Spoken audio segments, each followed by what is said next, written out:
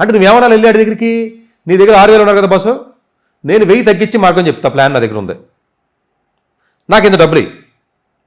నేను నీ వర్క్ ఫ్లోని లేకపోతే నీ వర్క్ని నేను తగ్గించడానికి నా దగ్గర ఒక ఐడియా ఉంది, నా దగ్గర టెక్నాలజీ ఉంది, నేను ఇది చేస్తాను, నాకు ఇంత ఇన్వెస్ట్మెంట్ పెట్టు అని అంటే వీడు కన్విన్స్ చేయడం అనుకోండి నిజంగా పాసిబుల్ అవుతుందని ఇస్తాడా? డెఫినెట్లీ ఒప్పుకుంటారు. ఎవడైనా ఒప్పుకుంటాడు కదండి, అంతే కదా. ఇది ప్రతి కంపెనీలో కాంపిటీషన్ వల్ల కానీ వాటి రకరకాల రీజన్స్ వల్ల ఇది ఎప్పుడైతే మీకు పెరుగుతూ వచ్చిందో ఆటోమేటిక్గా మీకు చాలా లెవెల్స్లో ఉన్న జాబ్స్ లేచిపోతూ ఉంటాయి, పెట్టల్లో రాలిపోతూ ఉంటారు. అందు గురించి ఎంత జరుగుతున్నా కూడా జనాలు వచ్చి నేను ఎంసెట్ కాలేజీలోకి వెళ్ళినా, లేకపోతే నేను మల్లారెడ్డి కాలేజీలో చదివినా, లేకపోతే ఇంకో కాలేజీలో చదివినా, బేకాన్ చదివినా, బీఎస్సీ చదివినా, లేకపోతే బీబీఏ చదివినా అడుగుతున్నారు. అంటే జనాలు ఇంకా అలా ఎలాంటి అయోమయమైన స్థితిలో ఇంకెక్కడ అసలు సంబంధం లేని అనాగరికతలో ఉన్నట్టు పేరెంట్స్ అందుకు తిడతా నేను. అసలు మీరు అంటే మీరు అసలు సంబంధించిన మనుషులే కాదు మీరు. అసలు ఇప్పుడు ఎవడో వచ్చినాడు బేకాన్ చదవచ్చా, బీబీఏ చదవచ్చా అని అడిగితే అంటే సంబంధించిన మనుషులే కాదు అసలు మీరు.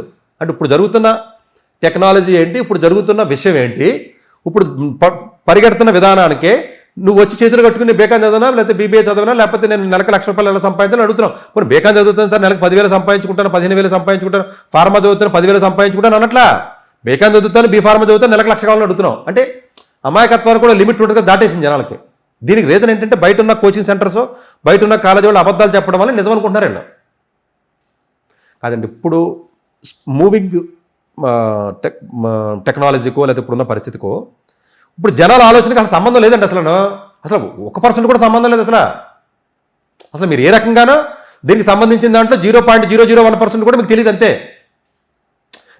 వినడం వేరు, దాన్ని లాజికల్గా అండర్స్టాండ్ చేసుకుని డెప్త్లోకి వెళ్ళి దాన్ని ఎక్స్పీరియన్స్ చేసి డిసిషన్ తీసుకోవడం వేరు. ఏముందండి, ఇప్పుడు వీడియో చూస్తే అర్థమవుతుంది, బట్ అది అర్థమైనట్టు కాదు. అది వాళ్ళకి అర్థమైనట్టు అనిపిస్తుంది, కానీ దాంట్లో ఉన్న నా ఫీలు, నా ఎమోషన్ కొంతమందికి అర్థమవుతుంది, మిగతా వాళ్ళకి సెంటెన్స్ అర్థమవుతుంది. ఏమన్నా సార్ చెప్తున్నాడు, ఒక జాబులు పోతాయంట, ఏదో టెక్నాలజీ వస్తే అని అర్థం అవ్వచ్చు, అది సరిపోదు. నీకు ఇంకా సీరియస్నెస్ పెరగాలంటే నీకు డెప్త్కి వెళ్ళాలి. అంటే నీ హార్ట్లోకి వెళ్ళి నీకు బలంగా తన్నితే, ఓరు బాబు ఇదేదో కొంచెం ఇబ్బందికరంగానే ఉందిరా బాబు, మనం కొంచెం జాగ్రత్తగా చదవాలి అని చెప్పి పిల్లలు 10వ తరగతోడో 11వ 12వ కొంచెం ఏదైనా అండర్ గ్రాడ్యుయేషన్ చదువుతాడు. అలా కాకుండా సార్ నేను ఫుల్ స్టాక్ డెవలప్మెంట్ నేర్చుకుంటాను, పైథాన్ నేర్చుకుంటాను, C++ నేర్చుకుంటాను, నాకు జాబ్ వస్తుంది రాదని నేను అనట్లా. ఇప్పుడు ప్రస్తుతానికి ఉన్న డిమాండ్ ఉండొచ్చు, అడవడ కంపెనీ మళ్ళీ 2-3 ఏళ్ళ తర్వాత ఇదే పరిస్థితి. సేమ్ రిస్క్ అండి.